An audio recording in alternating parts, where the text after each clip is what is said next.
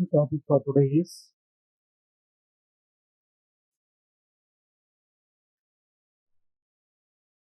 sociology of coronavirus.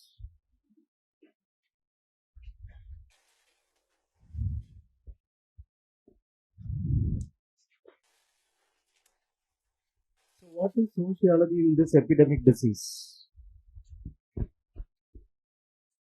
Discrimination, marginalization, alienation. This is what is the crux of sociology of epidemic disease, particularly coronavirus.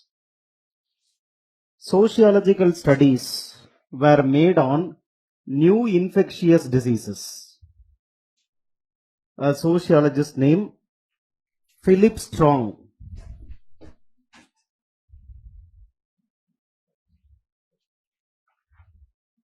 he studied about the new infectious diseases and what is the social ramification or sociology of new infectious diseases. He is making a study based on the 14th century disease, epidemic disease. And he found that there are three important responses. There are three important responses. Three responses. The first response is fear. The second response is moralization. And the third response is action. These are the three responses to any new infectious diseases according to Philip Strong. First is fear. The fear that all are going to die. Nobody is going to survive and everybody is going to die only. Now, secondly, they try to identify where the problem lies. They are trying to moralize the disease. How you know? By finding fault with somebody. In the past, the judgment will be epidemic disease is caused by anger of God. So we attribute the reason to divinity. But now this divine justification is replaced by political miscalculation. Divine justification is replaced by political miscalculation. That the state failed to calculate properly and prevent the spread of this new epidemic disease or new infectious disease. So fact or you make a fault finding now, moralizing. Who is the cause? Earlier God, today government. And third is response, action. Third response is action. Something has to be done to prevent the spread of the disease. Something has to be done. So naturally they try to show some sort of desperation. And this desperation is in the form of isolation of the patients who were infected by this new infectious disease. Isolating them. Socially distancing them. And they raise a slogan, war against China virus. Now the virus is China virus. People fear to buy even Chinese made products, especially children or the parents are fearing to buy for their children Chinese made toys because somebody says through this Chinese made toys this coronavirus will come. Chinese restaurants are facing a severe economic crisis because of this coronavirus. And this is nothing but stigmatizing the Chinese people or not. If you come from a Mongolian race, you are suspected today that you may be a causating agent. You may be an agent to spread the deadly disease. Now everybody, international organizations like World Health Organizations or the national governments have declared a war against coronavirus. War, as if coronavirus is a terrorist, global terrorist, and we have to wage a war against terrorism. In the same fashion, they try to use militaristic approach to fight against the deadly disease. Right? So these are the three responses. And what is happening? Today, they are stigmatizing the Chinese foods or the food behavior of Chinese people, that you eat varieties of animal species, and that is the reason for you spreading this killer disease. So the Chinese food culture is ostracized today, it is criticized today. And the Chinese people have a long tradition of eating varieties of species of animals, from snake to cockroach. They have the habit of eating varieties of animal species. It is a very long food culture which they are practicing without any issue. But now their food culture is seen as the causing agent of the epidemic disease, or the main reason for the spread of the epidemic disease. Now the European world is criticizing the Chinese foods, because from the beginning European world is not accepting the Chinese food, and they are waiting for the time to come. The time has come, and they are finding all fault with the consumption behavior, food consumption behavior of the Chinese people. This coronavirus is causing mild damage, or it is causing mild infection to most of the people. The infection is very mild infection to most of the people. And some people it has an intensive infection. Potentially it is more threatening infection, and only in few cases it has become fatal. So it's like any other disease. For example, there was a disease, influenza, which was spreading in 1918, which caused millions of people to die. 1918 influenza disease caused lakhs of people to die. But when you compare this influenza with that of the coronavirus fatality is very, very less. But how media is projecting this disease? How those who are victims of these diseases are ostracized, socially excluded, racially prejudiced. Now, those people who are coming from mainland China, they are not given any accommodation in the hotels, or they are not given accommodation in the restaurants, because of the fear that they may cause the spread of the disease. So we try to moralize the food practices of the people. We try to exclude those people who are affected by this disease. And now this is a very big opportunity available for the opponent parties in the China to criticize the government and its nature of authoritarian setup. So political parties are trying to politicize the epidemic disease, and they are trying to gain political mileage in the spread of the coronavirus. And what the government now does, it declared a war against the China virus. And what they are doing now, they have kick-started border health checkups. And it is found that border health checkup can only identify 20% of the potential victims of the disease. And there is an insistence to wear a face mask. The virus is so small that it will permeate through the face mask. So the approach is do something. When you do something, what is happening? It is causing depression in the economy.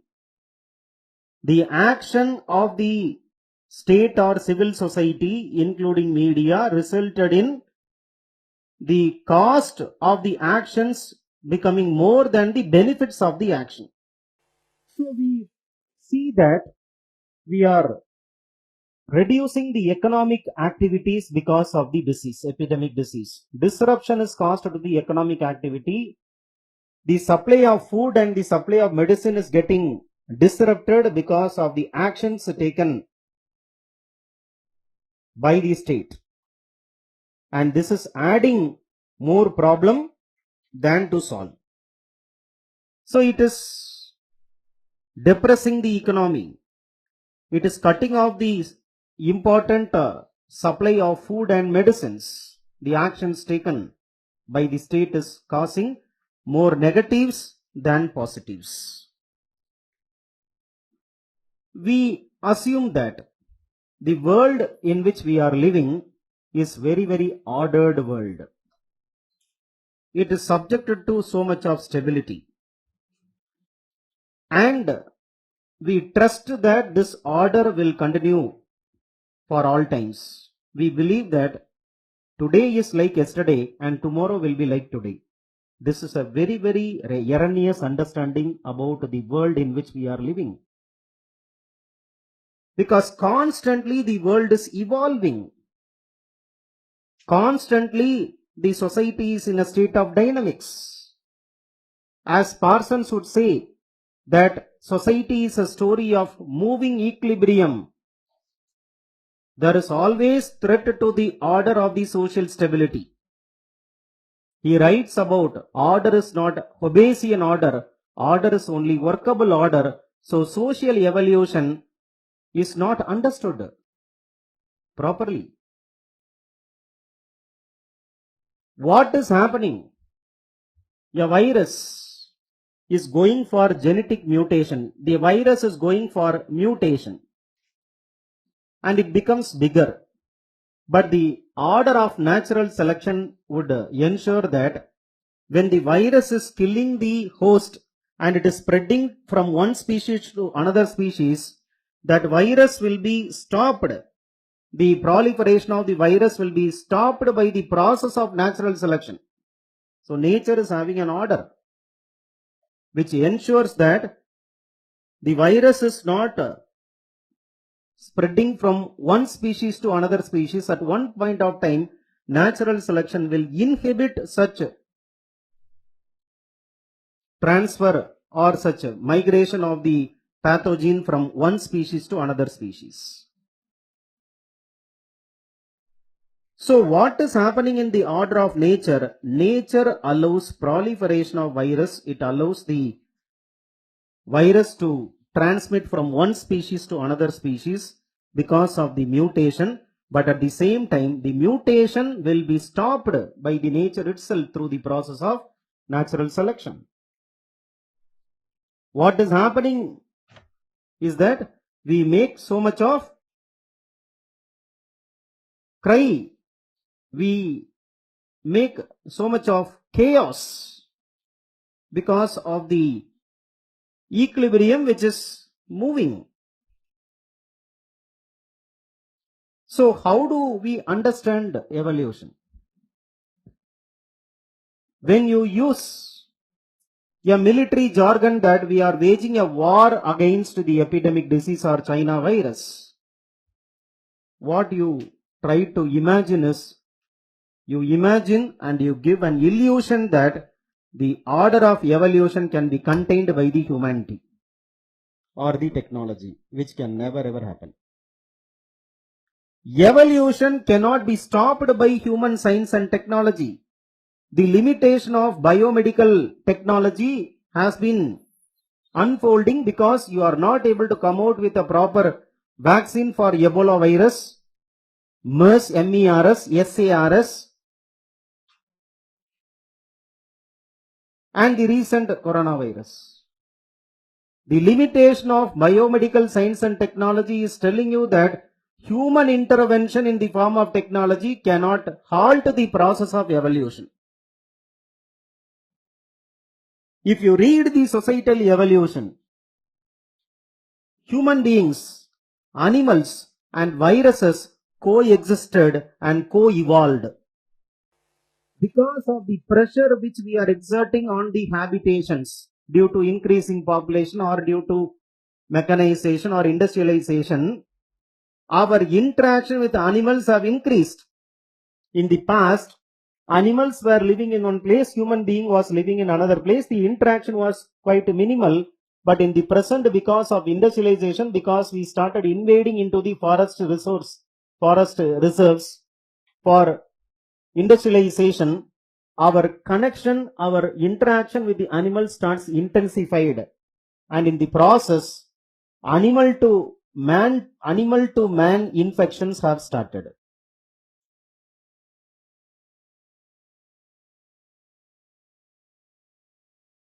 So from animal, the virus is spreading to, or the microorganism is spreading to human being. There is so much of misconception about the new infectious diseases or new diseases whenever it happens. For example, AIDS was first seen as a disease which infects only the gay people.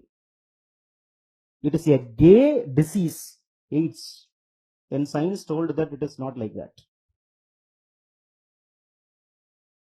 So our understanding of new infectious diseases have been guided by the already present stereotypes. And this itself is causing so much of panicky amongst the people. The human society survived despite of repeated tsunamis, despite of repeated earthquakes, tornadoes, cyclones. It existed, it survived. And we somehow learned how to predict it. We somehow learned how to predict the natural disasters. So the disaster management system is put in place in most of the developing countries, including because of the assistance of the international institutions. Sustainable Development Goal speaks about this. But the new infection comes out of the blue. And therefore, it is militating against any futuristic management plans. So the reason is nothing but a natural course of evolution. Pandemic should not be leading to chaos, because we should understand that there is some degree of uncontrollability which humanity has with respect to epidemic disease. There are some degrees of uncontrollability. Even now for AIDS you don't have a proper medicine. Ebola virus caused so much of confusion, pandemonium in the society. World Health Organization wanted thousands of dollars for finding a medicine for Ebola disease. So we have to understand this, that science and technology is having its own limitation. In the process of evolution, we have to encounter these problems. What Ivan Illich says,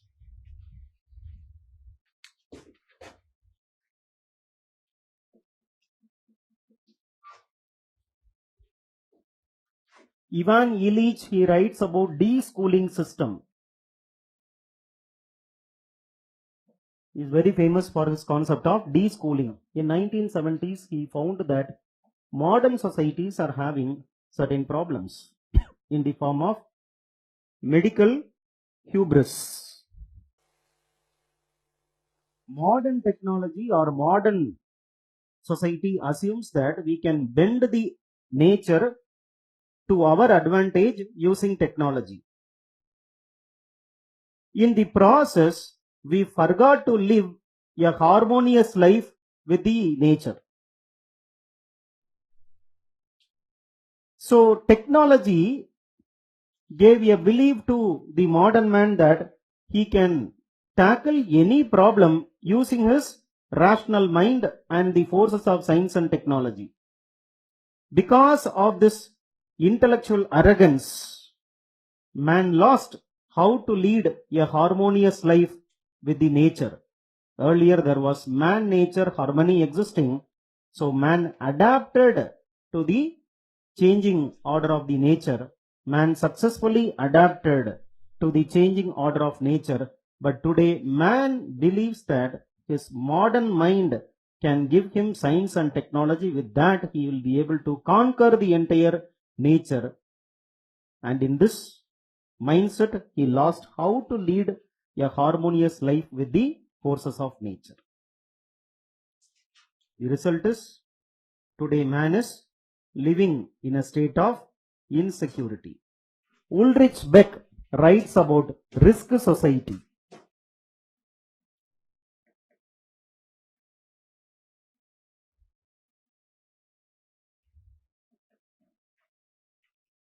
He writes about risk society. There are a number of pandemics, epidemics for which the cure is not known because the cause is not known.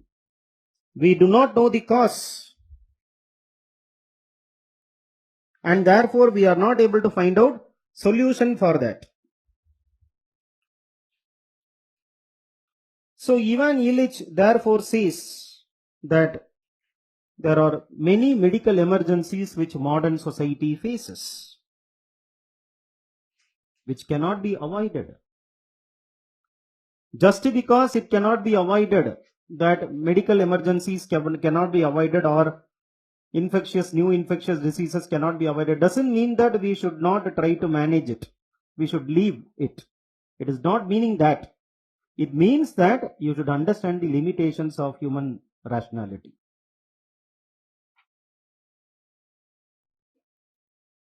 So, we have seen that the medical world is unable to tell whether coronavirus will be as deadly as SARS or it will be like a seasonal disease. Whether coronavirus will be as deadly as SARS or it will be like a seasonal disease, the medical world is not able to tell in clear-cut terms. And this has added insecurity to us. So, what should we do now? We should not damage the social and economic life because of stereotypes we have with the or about the new disease. We should not damage the social or economic life because of the stereotype we have about the new infectious disease. We should accept that when the new infectious disease attacks many have the capacity to develop antibodies.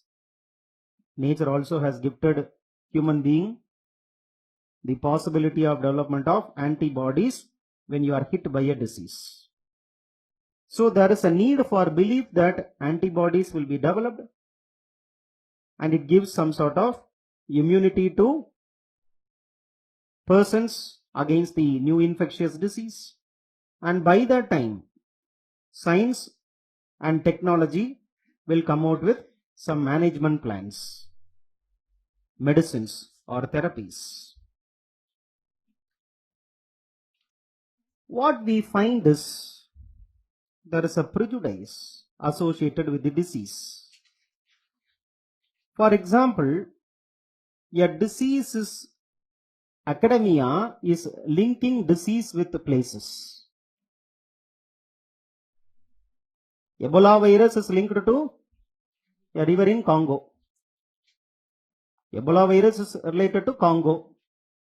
MERS is related to Arabian Peninsula. And this recent coronavirus is associated to Wuhan city. So we are associating names with the disease. The result is those people coming from these places are subjected to exclusion, social distancing.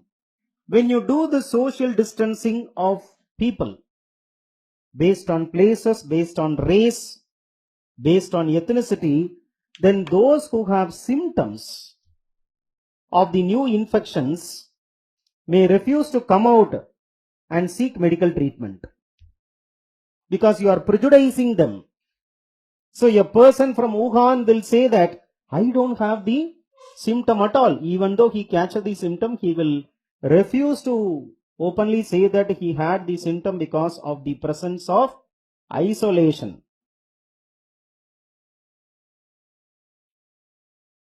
Some people who were suspected to have coronavirus, they were stopped in the middle of the sea. We found that some Indians were there in the ship who could not come to the country because the government has taken a clear stand that whatever may be the case, we will not let anyone to come from that ship irrespective of their nationality.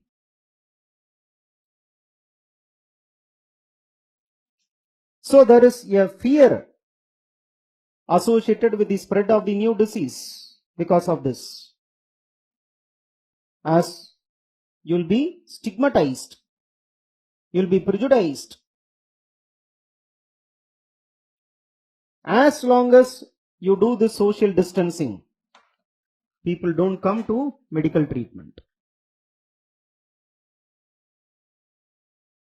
So exclusion, marginalization, and social suffocation, along with fear, panic, results in the management of the new infectious disease more difficult.